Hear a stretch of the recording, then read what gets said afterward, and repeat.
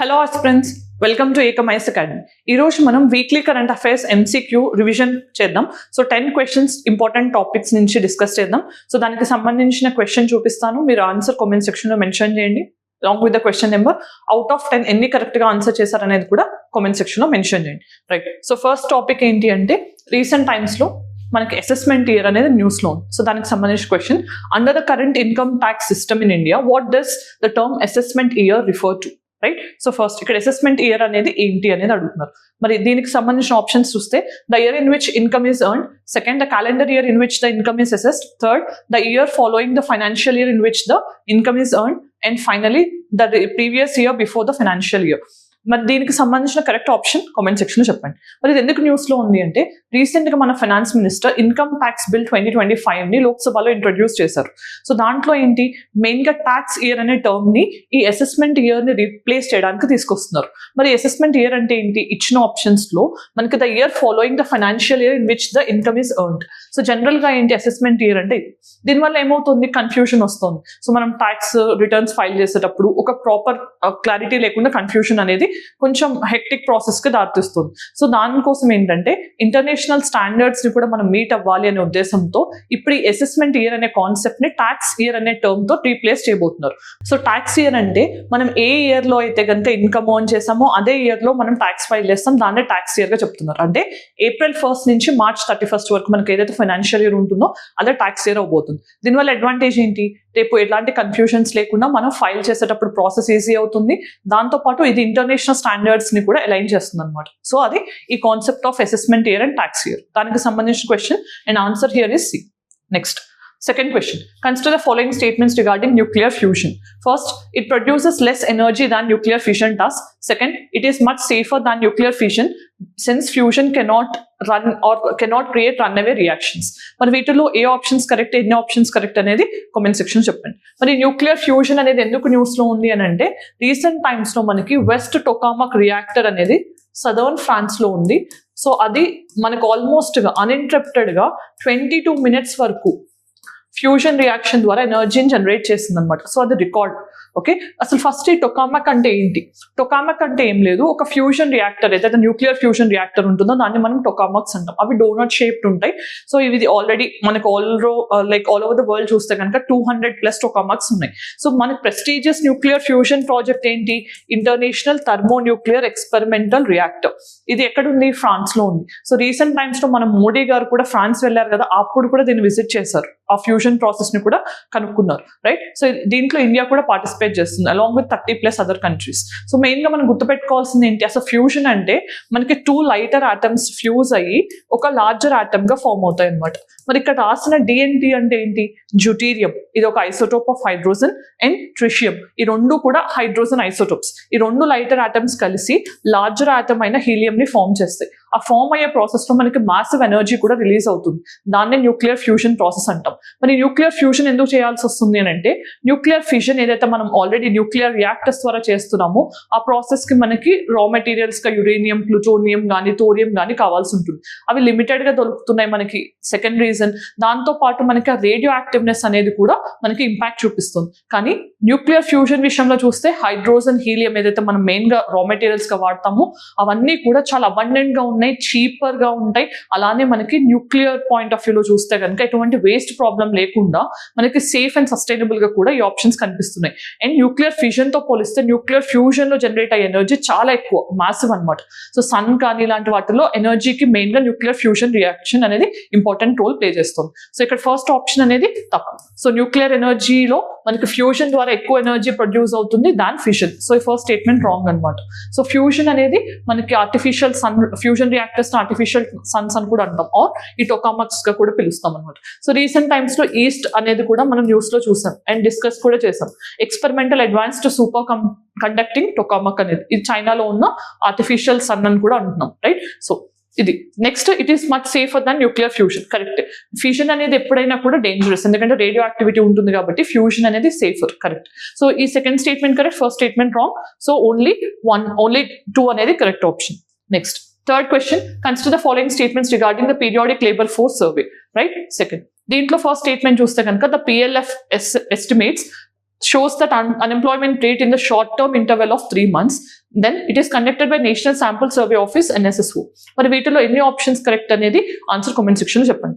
So ఇక్కడ main గా PLFS అనేది మనకి పీరియాడిక్ లేబర్ ఫోర్స్ సర్వే అనేది ఎంప్లాయ్మెంట్ రేట్స్ ఎలా ఉన్నాయి, తర్వాత labour force participation rates male లో ఎలా ఉంది, అర్బన్ రూరల్ ఎలా ఉంది, తర్వాత వర్కర్ పార్టిసిపేషన్ ఫోర్స్ రేట్ ఎంత ఉంది, ఇవన్నీ చెప్పడానికి NSSO అనేది అండర్ మినిస్ట్రీ ఆఫ్ MOSPI 2017 నుంచి స్టార్ట్ చేసిన సర్వేనే పీరియాడిక్ లేబర్ ఫోర్స్ సర్వే. అసలు లేబర్ ట్రెండ్స్ ఎలా ఉన్నాయి ఇండియాలో తెలుసుకోవడానికి.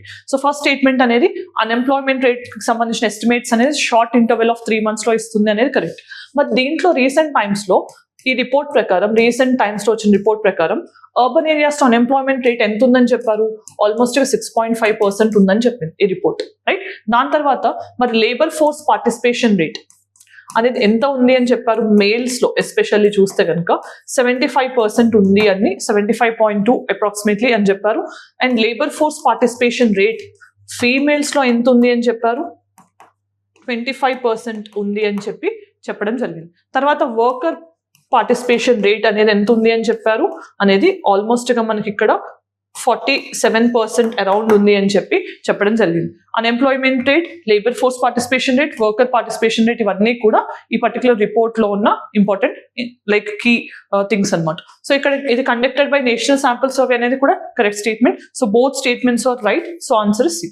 Next fourth statement or fourth question, consider the following regarding the Inland Waterways Authority of India. Then దీనికి సంబంధించిన first statement, it is responsible for the development and maintenance of infrastructure on national waterways. Then second, it operates under the administrative control of Ministry of Jal Shakti. మరి వీటిలో ఏ option correct అనేది comment section లో mention చేయండి. So first ఇక్కడ inland waterway authority of India అనేది ఎందుకు news లో ఉంది అంటే రీసెంట్ టైమ్స్ లో మినిస్ట్రీ ఆఫ్ పోర్ట్స్ షిప్పింగ్ మనకి అస్సాంలో బ్రహ్మపుత్ర రివర్ మీద ఒక ఇన్లాండ్ వాటర్ టెర్మినల్ ని మనకి ఇనాగ్రేట్ చేయడం జరిగింది. సో ఇది అస్సాంలో బ్రహ్మపుత్ర రివర్ మీద ఉంది. ఇది ఎందుకు ఇనాగ్రేట్ చేశారు అంటే ట్రాన్స్పోర్ట్ షిప్పింగ్ తో పాటు మనకి భూటాన్ అండ్ బంగ్లాదేశ్ కి బైలాటరల్ ట్రేడ్ పాయింట్ ఆఫ్ వ్యూలో ఇది చాలా బూస్ట్ చేస్తుందని కూడా భావిస్తున్నారు, రైట్. నెక్స్ట్ ఇక్కడ మెయిన్ గా మనం చూడాల్సింది ఏంటి, development and maintenance of inland waterways. So మనకు తెలిసింది రీసెంట్ టైమ్స్ లో కుంభమేళా విషయంలో చూస్తే కనుక చాలా ట్రాఫిక్ ఆగిపోయి కొన్ని రోజులు పట్టింది కొంతమంది అక్కడికి రీచ్ అవ్వడానికి. కానీ కొంతమంది ఏం చేశారు, ఆల్మోస్ట్ గా 270 kilometers గంగా రివర్ ని ట్రెస్ పాస్ చేసుకుంటూ బోట్ లో ఒక 7 members వెళ్ళడం అనేది ఆశ్చర్యానికి గురి చేసింది. అక్కడ మెయిన్ థింగ్ మనం ఫోకస్ చేయాల్సింది ఏంటి, రోడ్ అనేది కంజెషన్ కి కానీ ట్రాఫిక్ పొల్యూషన్ కి దారితీస్తుంది. వాటర్ వేస్ అనేవి ఎప్పుడూ కూడా చీపర్ ట్రాన్స్పోర్ట్ అవుతాయి. సో దాంట్లో ఉన్న పొటెన్షియల్లీ మనం అసలు ఎంత మాత్రం హార్నెస్ చేయట్లేదు, ఈవెన్ 10% కూడా ప్రాపర్ గా యూటిలైజ్ చేసుకోవట్లేదు. సో అలాంటి వాటిని మనం ప్రాపర్ గా ఎగ్జామిన్ చేసి దాని పొటెన్షియల్ యూజ్ చేసుకోవడానికి ఇన్లాండ్ వాటర్ వేస్ ని inland water authority of India అనేది ఇంప్లిమెంట్ చేస్తుంది. సో దీని ప్రకారం 106 వాటర్ వేస్ అనేవి మనకు ఆల్రెడీ డెసిగ్నేట్ చేయడం జరిగింది, రైట్. నెక్స్ట్ మరి దీనికి సంబంధించి it is under administrative control of ministry of Jal Shakti, తప్ప ministry of ports and shipping కింద ఉంది. So second statement wrong, first statement మాత్రమే కరెక్ట్ అయ్యేసరికి ఇది ఓన్లీ 1. మరి ఇక్కడ ఇచ్చిన inland waterways authority of India అనేది ఏంటి, ఒక స్టాట్యూటరీ బాడీ. ఇది inland waterways authority act 1985 కింద క్రియేట్ అయింది, ఒక స్టాట్యూటరీ బాడీ. ఇది నోయిడా ఉత్తరప్రదేశ్ నుంచి రన్ చేస్తుంది. 5 రీజనల్ బ్రాంచెస్ ఉన్నాయి all over India. Next question ఏంటి, consider the following, Himachal Pradesh, Madhya Pradesh, Bihar. So దీంట్లో Yamuna river is flowing through which of the following states. So మరి యమునా రివర్ అనేది ఏ స్టేట్ లో దేని నుంచి పాస్ అవుతుందో తెలిస్తే ఆన్సర్ కామెంట్ సెక్షన్ చెప్పండి.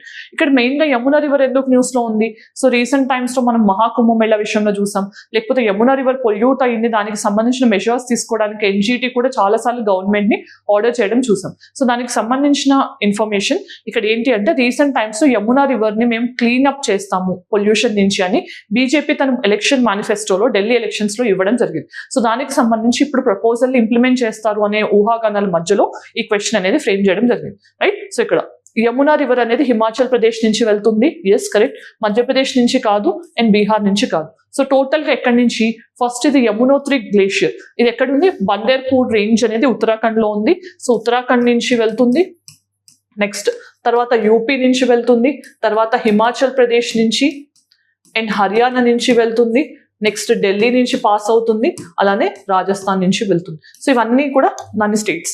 కానీ ఇక్కడ రాజస్థాన్ నుంచి డైరెక్ట్ గా వెళ్ళదు, దీని యొక్క ట్రిబ్యూటరీస్ అనేవి రాజస్థాన్ లో వెళ్తాయి. Like for example Yamuna river యొక్క ట్రిబ్యూటరీ ఏంటి, చంబల్ రివర్. చంబల్ యొక్క ట్రిబ్యూటరీస్ ఏంటి, బనస్ రివర్ కానీ లూని కానీ ఇవన్నీ కూడా, అంటే ఇవన్నీ కూడా మనకి రాజస్థాన్ నుంచి ఫ్లో అవుతాయి. ఇది రైపేరియన్ స్టేట్ కాదు, కానీ దీని యొక్క మన లైక్ రివర్ యొక్క ఛానల్ చూసినా కానీ, మనం దాని ఫ్లో అయ్యే మొత్తం ఏరియాని చూసినప్పుడు కానీ ఈ అన్ని స్టేట్స్ కూడా దాని కిందకి వస్తాయి. సో ఆప్షన్ అనేది ఓన్లీ 1 కరెక్ట్ కాబట్టి ఏ అనేది correct answer. Right, next. So UPSC prelims 2025ని అటెంప్ట్ చేయాలనుకున్న ఆస్పిరెంట్స్ అందరూ కూడా మీ రివిజన్ ప్రాపర్గా అవ్వట్లేదు అనే కన్ఫ్యూజ్డ్ స్టేట్లో ఉంటే వాళ్ళందరికీ ఒక solution Ekam IAS academy rapid revision programme ఫార్మాట్లో ఇవ్వబోతుంది. సో ఈ పర్టికులర్ ప్రోగ్రామ్ అనేది 17th March నుంచి స్టార్ట్ అవుతుంది. ఈ ప్రోగ్రామ్కి సంబంధించి 125 hours ఆఫ్ డీటెయిల్డ్ లెక్చర్స్లో మీకు స్టాటిక్ అండ్ కరెంట్ అఫైర్స్ని ఇంటిగ్రేట్ చేస్తూ ప్రీవియస్ క్వశ్చన్స్ని అనలైజ్ చేస్తూ అన్ని సబ్జెక్ట్స్ని స్ట్రాటజిక్గా కంప్లీట్ చేస్తారు. సో ఈ పర్టికులర్ ప్రోగ్రామ్ అనేది మీ కాన్ఫిడెన్స్ని, మీ రివిజన్ని కూడా మల్టిపుల్ టైమ్స్ ఇంక్రీజ్ చేస్తుంది. అలానే ఈ పర్టికులర్ ప్రోగ్రామ్కి సంబంధించిన డీటెయిల్డ్ షెడ్యూల్ తెలుసుకోవాలి అనుకుంటే కనుక ఈ QR కోడ్ని స్కాన్ చేయొచ్చు. సో ఈ ప్రోగ్రామ్ మొత్తం కూడా సబ్జెక్ట్ ఎక్స్పర్ట్స్ చేత డీల్ చేయబడుతోంది. ఈ ప్రోగ్రాంలో మీకు మొత్తం అన్ని ఫీచర్స్ కూడా ఎట్ ద కాస్ట్ ఆఫ్ 2,999 మాత్రమే దొరుకుతున్నాయి. సో ఇది మార్కెట్ రేట్తో పోలిస్తే చాలా తక్కువ రేట్కి ఇది అవైలబుల్గా ఉంది. సో ఈ ప్రోగ్రామ్ అవైల్ చేసుకున్న వాళ్ళకి ఇంకొక బెనిఫిట్ ఏంటి అంటే టెస్ట్ సిరీస్ అనేది మొత్తం కూడా మీకు 999కే అవైల్ చేసుకోవచ్చు. సో ఇంకా ఎందుకు ఆలస్యం, ఈ నెంబర్కి కాంటాక్ట్ చేసి ఫర్దర్ డీటెయిల్స్ తెలుసుకోవచ్చు. రైట్, సో నెక్స్ట్ క్వశ్చన్ చూస్తే కనుక consider the following statements regarding trail guard AI system. So ఇది న్యూస్లో ఉంది. దీనికి సంబంధించిన first statement, it is a camera based alert system design for enhancing wildlife conservation and promoting human wildlife coexistence. Then second, it autonomously detects target objects and transmits real time alerts. So మరి వీటిల్లో ఎన్ని options correct అనేది answer comment section చెప్పండి. Right, so ఇక్కడ first ఇది ఎందుకు న్యూస్లో ఉంది అంటే ఈ ట్రయల్ గార్డ్ AI సిస్టమ్ అనేది ఏంటి, ఒక యాంటీ పోచింగ్ టూల్ అన్నమాట. అంటే వైల్డ్ లైఫ్ పోచ్ అవ్వకుండా మనకు అలర్ట్స్ ఇవ్వడానికి యూజ్ చేసే ఒక ఆర్టిఫిషియల్ ఇంటెలిజెన్స్ టూల్. మరి ఇది ఎందుకు న్యూస్లో ఉంది అంటే ఫస్ట్ టైం సిమ్లీపల్ టైగర్ రిజర్వ్లో దీన్ని ఇంప్లిమెంట్ చేయబోతున్నారు. మరి సిమ్లీపల్ టైగర్ రిజర్వ్ ఎక్కడుంది, ఒడిస్సాలో ఉంది. రైట్, అక్కడ మనకి బ్లాక్ ఆర్ మెలనిస్టిక్ టైగర్స్ అనేది ఫేమస్ కదా. సో అక్కడ దీన్ని ఇంప్లిమెంట్ చేస్తున్నారు. సో ఇది ఫస్ట్ స్టేట్మెంట్ చూస్తే it is a camera based alert system design for enhancing wild life conservation and promoting human wild life existence. Correct statement. Second, it autonomously detects target objects and transmits the real time alerts అనేది కూడా correct. So రెండు statements కూడా కరెక్టే. So both 1 and 2 is the right answer. Next, 7th question. Corruption Perception Index recently seen in news is prepared by first German Watch, B World Bank, then World Economic Forum, and finally Transparency International. So ఇక్కడ answer ఏంటి అంటే Transparency International. So ఇది ఒక NGO. So మనకి corruption perception index అనేది annual గా release చేస్తుంటారు. So recent rankings లో 2024కి సంబంధించిన ర్యాంకింగ్స్ లో ఇండియా 96th పొజిషన్లో ఉంది. అవుట్ ఆఫ్ 180 కంట్రీస్లో ఇండియా 96th పొజిషన్లో ఉంది. సో కరప్షన్ పాయింట్ ఆఫ్ వ్యూలో వీళ్ళు ఇచ్చే స్కోర్ అనేది 0 to 1 మధ్యలో ఉంటుంది, 0 to 100 మధ్యలో. సో 0 అనేది హైలీ కరప్ట్ చూపిస్తుంది అండ్ లో స్కోర్ 100 అనేది లో స్కోర్ అంటే క్లీన్నెస్ని ఆర్ కరప్షన్ లేని కంట్రీగా సూచిస్తుంది అనమాట. సో మరి దీని ప్రకారం ఎక్కడ టాప్ పొజిషన్లో అంటే కరప్షన్ ఫ్రీ కంట్రీస్ ఏంటి అంటే కనుక first Denmark, next Finland, top 3 countries అనమాట. Next Singapore. సో ఇవి top countries without any corruption. Then వర్స్ట్గా పర్ఫామ్ చేస్తున్న కంట్రీస్ ఏంటి ఈ రిపోర్ట్ ప్రకారం, సౌత్ సుడాన్ కానీ, సొమాలియా కానీ, ఇవన్నీ కూడా హార్న్ ఆఫ్ ఆఫ్రికా దగ్గరలో అండ్ వెనుజులా. సో ఇవన్నీ కూడా వర్స్ట్గా పర్ఫామ్ చేస్తున్నాయని ఈ పర్టికులర్ రిపోర్ట్ చెప్తోంది. Right, so next 8th question. Consider the following statements regarding BrahMos NG missile, next generation missile, NG ante, right? So దీనికి సంబంధించిన first statement, it is an advanced supersonic cruise missile developed jointly by India and Russia. Second, it will be able to fit to wide array of platforms like Sukhoi 30 MKI and Tejas fighter aircrafts. So మరి వీటిలో ఎన్ని statements కరెక్టో answer comment సెక్షన్లో చెప్పండి. So ఇక్కడ మనకి BrahMos NG missile అనేది recent టైమ్స్లో ఎందుకు న్యూస్లో ఉందంటే దీన్ని 2026 కల్లా రెడీ చేస్తాము అని డిఫెన్స్ మినిస్ట్రీ ఎక్స్పెక్ట్ చేస్తుంది. మరి ఇదేంటి, ఒక advanced super sonic cruise missile. కరెక్టే. సో దీని రేంజ్ ఏంటి, ఆల్మోస్ట్ 290 kilometers రేంజ్ ఉంటుంది. స్పీడ్ అనేది మ్యాక్ 3.5గా చెప్తున్నారు. రైట్, సో మరి ఇక్కడ బ్రహ్మోస్ అనగానే మనకు గుర్తొచ్చింది ఏంటి, ఇది ఒక cruise missile jointly developed by India and Russia. Correct. So ఈ స్టేట్మెంట్ మొత్తం correct. Then it is able to fit into Sukhoi కానీ తేజస్ ఫైటర్ జెట్స్ ఏవైతే హిందుస్థాన్ ఏరోనాటిక్ లిమిటెడ్ తయారు చేస్తుందో దాని నుంచి దీన్ని మనం వీటిని యూజ్ చేయొచ్చు అనమాట. సో ఈ రెండు స్టేట్మెంట్స్ కూడా కరెక్టే. సో ఆప్షన్ ఏంటి, both 1 and 2. Next 9th question. Climate Risk Index recently seen in news is prepared by first World Meteorological Organization, IPCC, Climate Action Network and German Watch. మరి వీటిలో ఎన్ని ఆప్షన్స్ కరెక్ట్, ఏ option correct అనేది comment section చెప్పండి. Climate risk index అనేది ఎవరు prepare చేస్తున్నారు, NGO called German watch. ఇది Born and Germany and Berlin నుంచి ఆపరేట్ చేస్తుంది. ఈ పర్టికులర్ ఎన్జిఓ యాన్యువల్ గా మనకి క్లైమేట్ వల్ల కలిగే ఎక్స్ట్రీమ్ ఈవెంట్స్ నుంచి ఉండే రిస్క్స్ ఎంత, ఏ కంట్రీ ఎక్కువ రిస్క్ జోన్ లో ఉంది, అలాంటివన్నీ ఐడెంటిఫై చేస్తుంది. మరి ఏ టైప్ ఆఫ్ ఎక్స్ట్రీమ్ ఈవెంట్స్ కూడా ఎక్కువగా ఎకనామిక్ అండ్ హ్యూమన్ లాసెస్ కి దారితీస్తున్నాయి అనేది కూడా ఈ రిపోర్ట్ ఇవ్వడం జరిగింది. దీని ప్రకారం ఏంటి, మనకి డొమినికా రిపబ్లిక్ కానీ, చైనా కానీ, హోండ్రూస్, తర్వాత ఇటలీ, మెక్సికో, ఈ కంట్రీ ఇటలీ, మయన్మార్, సో ఈ 5 కంట్రీస్ కూడా మన ఇండియా కంటే ముందు టాప్ 5 కంట్రీస్ గా ఉన్నాయి. అంటే ఇండియా 6th పొజిషన్ లో ఉంది. ఓవరాల్ గా క్లైమేట్ పాయింట్ ఆఫ్ లో చూస్తే, రిస్క్ ఫ్రమ్ ఎక్స్ట్రీమ్ ఈవెంట్స్ చూస్తే ఇండియా 6th పొజిషన్ లో ఉంది. సో ఇది ఎన్ని ఇయర్స్ కి చెప్తున్నారు, ఆల్మోస్ట్ గా 30 years ఆఫ్ టైం, అంటే 1993 నుంచి మనకి 2022 టైం వరకు మనకి ఈ టైం పీరియడ్ లో అసలు క్లైమేట్ వల్ల జరిగిన ఎక్స్ట్రీమ్ ఈవెంట్స్ యొక్క వల్నరబిలిటీ ఏ కంట్రీ మీద ఎలా ఉంది అని చెప్పడానికి ఈ రిపోర్ట్ అనేది హెల్ప్ అవుతుంది. సో దాని ప్రకారం ఇండియా 6th పొజిషన్ లో ఉంది. సో ఇండియాలో 400 ఈవెంట్స్ జరిగాయి. దానివల్ల అంటే ఈ పీరియడ్ లో మనకి 80,000 పీపుల్ చనిపోయారు. ఆల్మోస్ట్ గా $1.8 billion ఆఫ్ మనీ అనేది ఎకనామిక్ లాస్ గా ఈ రిపోర్ట్ చెప్తోంది. So short term point of లో చూస్తే కనుక ఇండియా 7th పొజిషన్ లో ఉంది. But overall long term point of లో చూస్తే కనుక ఇండియా 6th పొజిషన్ లో ఉంది. Right, next question.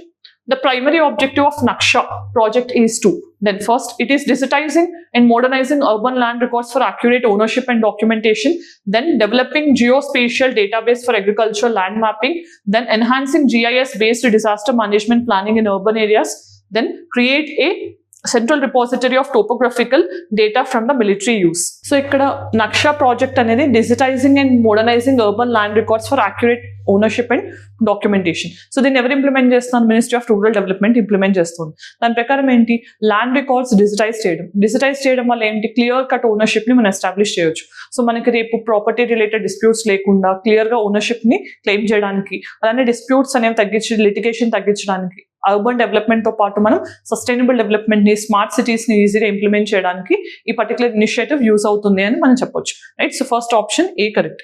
Next practice question. Javelin anti-tank guided missile recently scene in use is developed by which country?